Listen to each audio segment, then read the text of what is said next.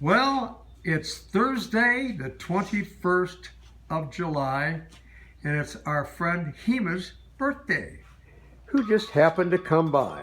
Say hello, Hima. Hello. And this is Andreas, the king of customizing it. Over here is John Maddox, who is getting ready to tape all off our little boat tail.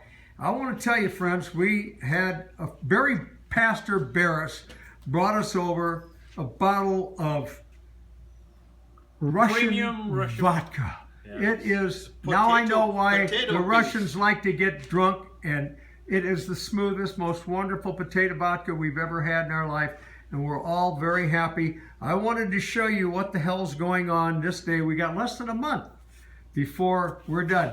Now, this piece that he was holding in his hand, this is a beautiful piece of mahogany that's been shot down from about 1.5 inch piece down to little vinyl things and then put on the car, and you can see what we've done with it. This is how it starts out. This is how it ends up. This is the cowling.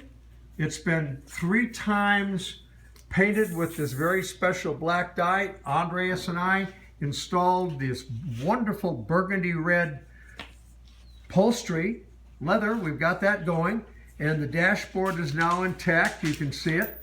We're really going together. The latest thing we did today was to rivet on our finishing piece, as you can see it coming along here, all along the cowl. Custom-made stuff.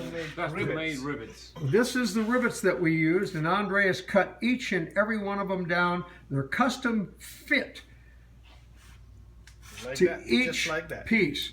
This is a very, very labor-intensive, tedious job deal. And I'm telling you, we're having an absolute ball. And I'll tell you what makes it fun is you're with your best friends in the world, and you're creating, and you're doing a lot of stuff. And then you can see that with a smiling face. That he's 55. He's double nickels today. Double nickels. Not today. And, 14th. Oh, the 14th. I lied. Yes. Look at that boat tail. John is now about to put the filler in between the wood. It's really an exciting thing. Now I'm going to turn this over to Andreas and let him explain some of the wonderful intricacies that we've been doing on this car. If he gets his thumb out of the damn thing, we'll be even better off. Anyway, we're glad you're all here and enjoying it, because we're half drunk, and I'm going to tell you, Russian vodka is the way to go. I am never going to drink anything but Russian vodka again if I don't go broke. Take a look at this. Now, this is some of our... Well, you explain it, Andreas. Okay, so this is where all our solenoids fit that will run our auxiliary fan for our auxiliary radiator. This is our water pump that will feed the water pump to the front radiator. We have the dashboard, of course, just sitting here. Some of the wiring that needs to be hooked. This is one piece of the floorboard that has been painted. And we're having a ball here. The gas tank, with all the fittings and fitments and everything else. This is a very large car. It's going to be in excess of 18 feet, weighs about 7,500 pounds. But what makes it great is that it's the Batmobile, a 100-year-old Batmobile. It's our configuration. Now, look at this piece right here. We have a built-in tender for our battery, and we just plug it in. We just drop it down like that and go, whoop. Isn't that nice? We have double batteries on it. This, everybody wants to, what in the hell is that? Well, that is our drive for the speedometer. It used to be on the right front wheel, but they didn't have any brakes. So consequently, to make it run properly, we have to put it on the left, and so it'll run in the right direction. That's done now. Now there's disc brakes in the front. And disc brakes in the front, like Hima says. And that will be the speedometer right there. Yep. That is Hollywood Speedometer did that for us. It's a very, very special custom 110 mile an hour certified police speedometer, and it's LaBestioni. Then, of course, the greatest thing of the whole thing is Joe G. Barris and Pastor Barris have really backed our act the whole way and said, hey, you've got the one piece other than the real Batmobile that's going to be a real Batmobile, and we're very excited about that. I just spent a week in Alaska with Joji and Barry and some other friends, and it's been tremendous. A lot of time, a lot of work has been spent on this. We're doing everything. Now, let me show you a couple more things in the back here. These are the fins that go on it. They will, of course, these are wood. John made these, and I finished them up. They will all be sheathed in red for about a ½ an inch just to give them that Batmobile flavor. We're not going for the Dayglow red or the orange or anything because that's made for television. So it would show up in television. What we're doing this is because we want it to be really, really classy. And we're having an eye. This is something that the Batmobile would have been 100 years ago. So we're very excited about that. Let me show you the leather that we're doing. Now this just came in. Take a look at this. We've got enough hides here. I could cover the car in a, is that beautiful? We're having a good time. And who do we have to thank for that? Oh my God, our good friend Kenny Goldman. And he gets us this beautiful leather, and it's absolutely perfect. It's wonderful. It's soft. It's not automotive leather, thank God. This is safe for your butt. This makes it comfortable and makes it feel good. Anyhow, we're having a great time. Take a look at our wheels. All of these things are very, very important. The wheels are 100 years old. They're artillery wheels, and we covered them with a Bugatti Type 41 hubcap. We had to modify it a little bit, but there you are. That's the reason that we're doing all this. There's no expense spared on it. If it needs to be done, we do it.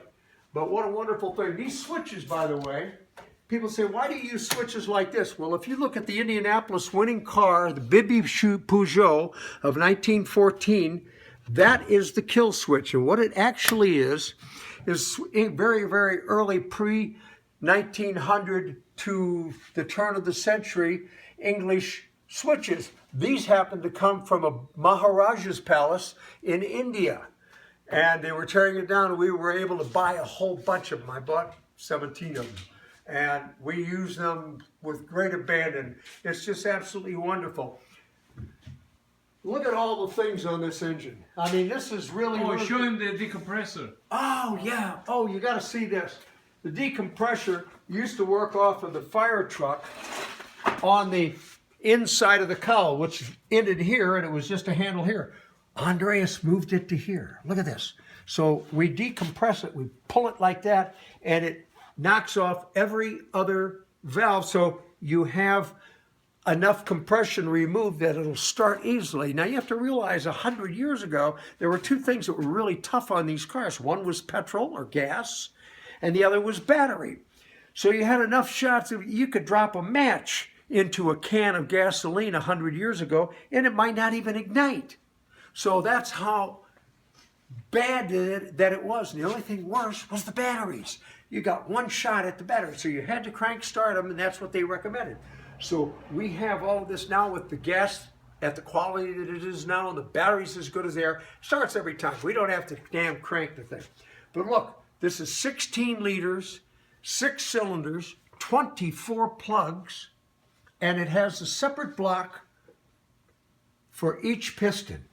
And look at all this beautiful stuff. This is a combination of about 4 or 5 trucks. And what's really important, this is the only engine in the world, Seagrave, big engine, 16 liter, that had a counterbalanced crankshaft. And that was done.